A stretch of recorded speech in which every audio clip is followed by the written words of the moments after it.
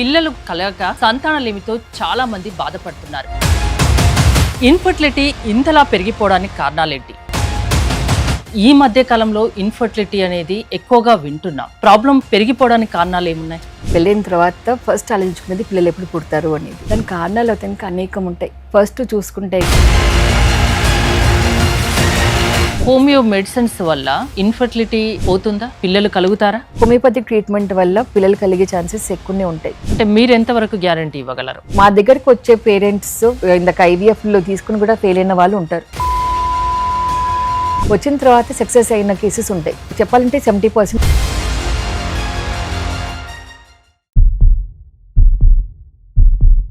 నమస్తే, నేను మీ హరిత. పిల్లలు కలగక సంతానలేమితో చాలా మంది బాధపడుతున్నారు.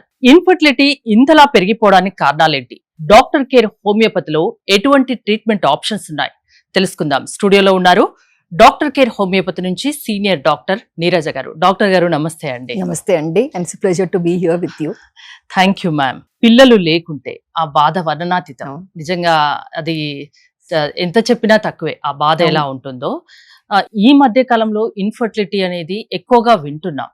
ప్రాబ్లం పెరిగిపోవడానికి కారణాలు ఏమున్నాయి? ఇన్ఫర్టిలిటీ అన్నది మీరు అన్నట్టుగా ఇందాక ఎవ్రీ కపుల్ పెళ్ళైన తర్వాత ఫస్ట్ ఆలోచించుకునేది పిల్లలు ఎప్పుడు పుడతారు అనేది. కానీ ఇన్ఫర్టిలిటీ కేసు ప్రతి సెంటర్లో చూస్తే కనుక ఎంతమంది దంపతులు వస్తూనే ఉన్నారు. దాని కారణాలు అతనికి అనేకం ఉంటాయి పెరిగిపోవడానికి కారణం. ఫస్ట్ చూసుకుంటే కనుక లేట్ మ్యారేజెస్. అంటే ఏ ఏజ్ లో మ్యారేజ్ చేసుకుంటే బెటర్? మన ఫర్టైల్ పీరియడ్ బాగా అంటే పీక్ గా ఉండేది 21 to 30 years, మాక్సిమం 35 years వరకు. That is the period when it is very fertile. So 25 years అంటే మరీ 18, 21 కి చేసుకోమని అయితే చెప్పను, బికాస్ కెరియర్ చదువు అన్ని ఉన్నాయి. బట్ 23, 25 చూసుకున్నాకనే పిల్లలు చేసుకుంటున్నారు. అంటే ఆ లోపు 35 years వచ్చేస్తుంది. సో 30 years 30 years వరకు మీ ఫ్యామిలీని ప్లాన్ చేసుకుంటే better. At least by 35 years plan చేసుకుంటే better.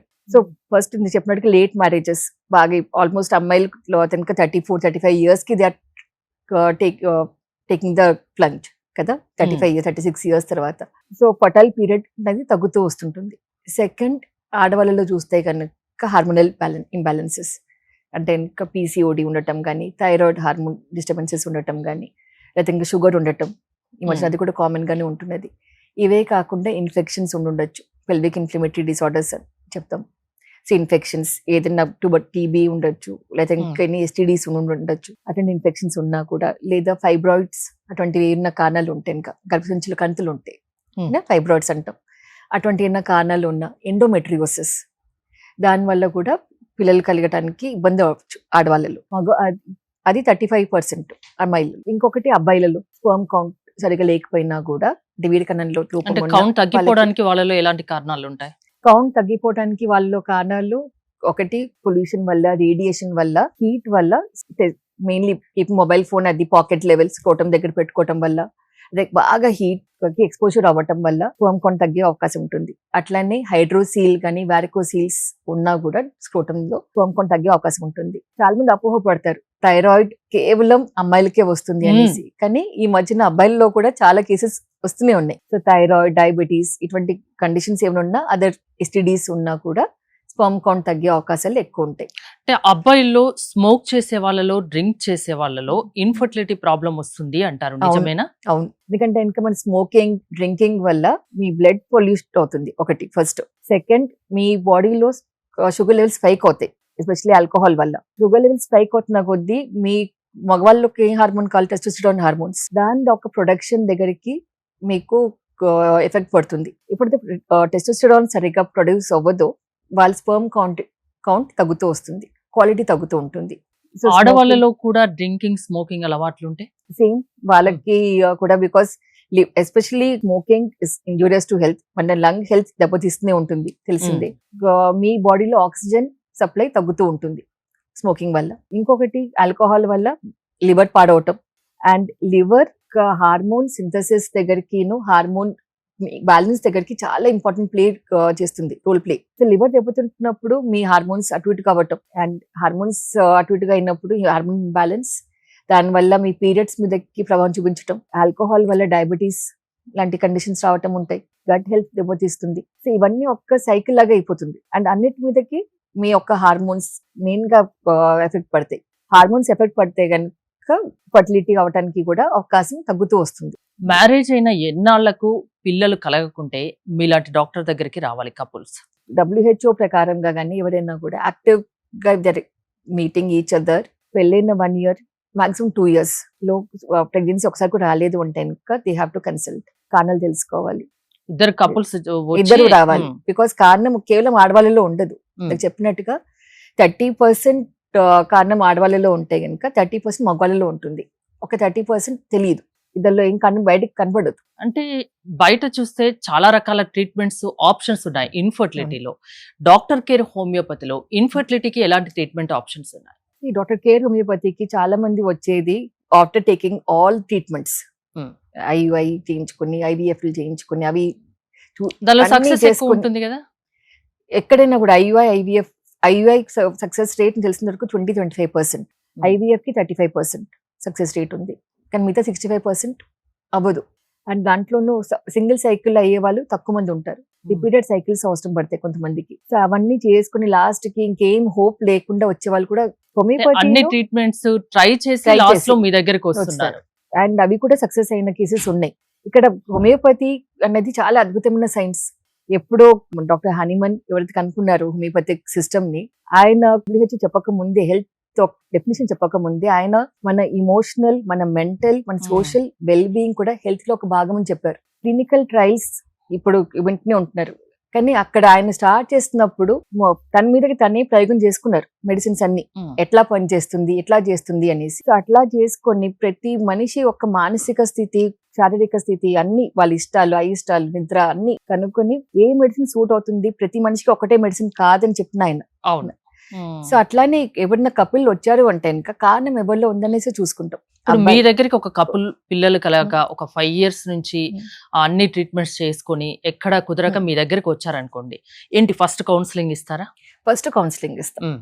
First counselling because anxiety, పిల్లలు కలగాలని తాపత్రయం, యాంగ్జైటీ, డిప్రెషన్ అవి కూడా సంతానం లేమికి ఒక కారణం. ఎందుకంటే యాంగ్జైటీ కూడా మీకు చెప్పినట్టుగా హార్మోన్స్ మీదకి బాగా ప్రభావం చూపిస్తాయి. నిద్ర లేనితనం కూడా హార్మోన్స్ మీదకి బాగా ప్రభావం చూపిస్తాయి. సో ఫస్ట్ కౌన్సిలింగ్ చేసి వాళ్ళని కపుల్ ఇంటిమేసీ పెంచుకోమని చెప్తాం. డిప్రెషన్స్, యాంగ్జైటీ, ఆందోళన కాకుండా మైండ్ డైవర్షన్, మైండ్ఫుల్నెస్ ప్రాక్టీస్ చేసుకోమని చెప్పి, ఆ తర్వాత ఎందువల్ల వాళ్ళ సంతానం లేమి ఉంది, కారణం అది మగవాళ్ళలో ఉందా, ఆడవాళ్ళలో ఉందా, కారణం తెలియట్లేదా అది చూసుకొని వాళ్ళ యొక్క పాస్ట్ హిస్టరీస్, ప్రెసెంట్ కంప్లైంట్స్, వాళ్ళ యొక్క mental, emotional and other likes, dislikes అన్ని కనుక్కొని constitutional homeopathy treatment. Homeo medicines వల్ల ఇన్ఫర్టిలిటీ పోతుందా? పిల్లలు కలుగుతారా? హోమియోపతిక్ ట్రీట్మెంట్ వల్ల పిల్లలు కలిగే ఛాన్సెస్ ఎక్కువనే ఉంటాయి. అంటే మీరు ఎంత వరకు గ్యారంటీ ఇవ్వగలరు? అంటే ఎంత % సక్సెస్ రేట్ ఉంటుందని చెప్పగలరు? యాజ్ కంపేర్ టు అలోపతి మాకు కూడా బాగానే ఉంటుంది ఇది. బికాస్ ఇచ్చేది కాన్స్టిట్యూషనల్ హోమియోపతిక్ ట్రీట్మెంట్. దాంట్లో మా దగ్గరకు వచ్చే పేరెంట్స్ ఇందాక IVF లో తీసుకుని కూడా ఫెయిల్ అయిన వాళ్ళు ఉంటారు. మా దగ్గరకు వస్తారు, వచ్చిన తర్వాత సక్సెస్ అయిన కేసెస్ ఉంటాయి. చెప్పాలంటే 70% వరకు సక్సెస్. కొందరిని చూసుకుంటే రిపోర్ట్స్ అన్ని నార్మల్ గా ఉన్నా కూడా పిల్లలు కలగరు. అలాంటి వాళ్ళకి మీరు ఎలా ఫైండ్ అవుట్ చేస్తారు? మేము రిపోర్ట్స్ అన్నది it is only to rule out pathological conditions అంతే. అది reports is only pathological conditions కోసమే. హోమియోపతిక్ ట్రీట్మెంట్ కి పథలాజికల్ రిపోర్ట్స్ అవసరం లేదు. అది కేవలం డిసీజ్ ప్రోగ్నోసిస్ ఎట్లా ఉంటుంది, దాని మేనేజ్మెంట్ కి డైట్ కానీ ఎట్లా చేసుకోవాలని చెప్పడం కోసమే. Otherwise homeopathy completely symptom based. అంటే ఇంకా మీ యొక్క మెంటల్ మేకప్, ఫిజికల్ మేకప్, మీ లైక్స్, డిస్లైక్స్, ఇమోషన్స్ వీటి బేసిస్ మీదకి ఇచ్చే మెడిసిన్స్ అవి. సో మాకు రిపోర్ట్స్ తోటి సంబంధం ఉండదు. పిల్లలు లేని వాళ్ళు ఎలాంటి వాళ్ళు మిమ్మల్ని అప్రోచ్ అవ్వచ్చు? అంటే రకరకాల కారణాలు ఉంటాయి కదా పిల్లలు లేకపోవడానికి, ఎలాంటి వాళ్ళు మీ దగ్గరికి రావచ్చు? అందరూ రావచ్చు. హోమియోపతి లాస్ట్ ఆప్షన్ కన్నా హోమియోపతిని ఫస్ట్ ఆప్షన్ గా తీసుకోండి. ఓకేనా? ఒకవేళ కనుక పెళ్ళై 2 years అయింది, అయినా పిల్లలు కలగట్లేదు అంటే rather than visiting all so many infertility centres, come to your homeopathic doctor. అది don't take it as last option. ఇప్పుడు స్పర్మ్ కౌంట్ నిల్లున్న హోమియో మెడిసిన్స్ ద్వారా మీరు ట్రీట్మెంట్ చేయగలరా? చేయగలుగుతాము. అది కండిషన్స్ బట్టి, అంటే ఒకవేళకి ఇంకా గ్రేడ్ 4 వారికోసీల్ అవి ఉన్నాయి అనుకోండి, then that might require surgical intervention. కారణం బట్టి చూస్తాము. స్పర్మ్ అస్థీనియా ఉన్నా అంటే ఇంకా బాగా వీక్ స్పర్మ్ కౌంట్ ఉన్నా కూడా, అబ్నార్మల్ ఫార్మ్స్ ఎక్కువ ఉన్నా కూడా క్వాలిటీ పెంచిన కేసెస్ ఉంటాయి మా దగ్గర. కానీ బాగా గ్రేడ్ 4 ఇట్లా అది బాగా ముదిరిపోయింది అనుకోండి, గ్రేడ్ 4 వారికోసీల్ ఉంది, హైడ్రోసీల్ ఉంది, అక్కడ సర్జరీ అవసరం పడుతుంది. ఇప్పుడు మ్యారేజ్ అయ్యి 10 to 15 years అయినా పిల్లలు లేకపోతే కూడా మీరు ట్రీట్మెంట్ చేస్తారా? చేస్తాం. మా దగ్గరకు ఒక కేసు వచ్చింది, 20 years మ్యారేజ్ అయ్యి ఆల్రెడీ 3 cycles ఆఫ్ IVF చేసుకున్నారు. లాస్ట్ హోప్ వదిలేసుకున్నారు వాళ్ళు, పిల్లలు కలగరేమో అనేసి. బికాస్ అప్పటికే వాళ్ళకి మొత్తం హార్మోన్ డిస్టర్బ్ అయి ఉన్నాయి. మదర్ కొత్తగా thyroid and diabetes also was there లేడీకి, అండ్ ఫాదర్ స్పర్మ్ కౌంట్ తక్కువ ఉండింది. ఇద్దరికి ట్రీట్మెంట్ ఇచ్చాము. And I think with in 1 year they came back with pregnancy positive report. So అవుతాయి. ఎలాంటి ప్రాబ్లమ్స్ ఉన్నా సరే హోమియో మెడిసిన్స్ ద్వారా దాన్ని క్యూర్ చేయొచ్చా? పిల్లలు పుట్టే అవకాశం దాని వల్ల ఉంటుందా? ఎటువంటి ప్రాబ్లం ఉన్నా కూడా హోమియోపతిక్ మెడిసిన్ ద్వారా క్యూర్ చేసుకోవచ్చు. అంటే పిల్లలు లేరని ఇంకా బాధపడిన అవసరం లేదు.